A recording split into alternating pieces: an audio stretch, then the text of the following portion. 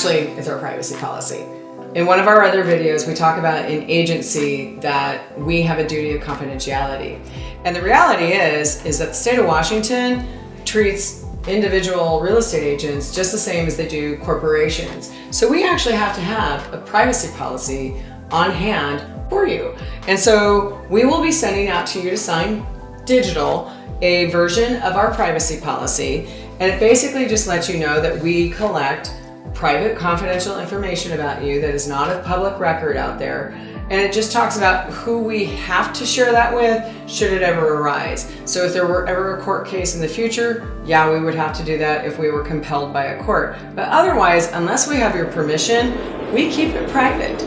And we also have a bunch of duties in agency law here in the state where we have, if there's physical documents for you, I have to keep those for 3 years.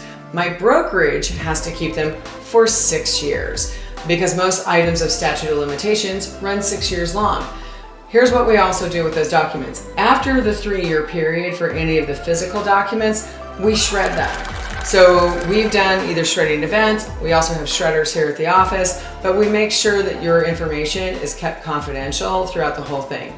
Now, the digital files, I will tell you, we have a secure system. Even though they give us a time period for them, we just keep them forever. So why is it useful for us to go ahead and keep those digital files around?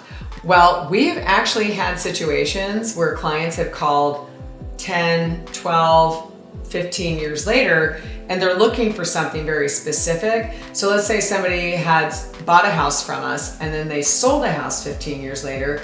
Then they go to do their tax returns.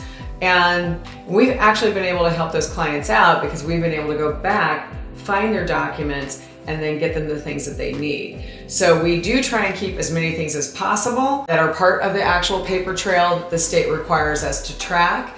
We don't always get your appraisals, but we often have been copied on some of those.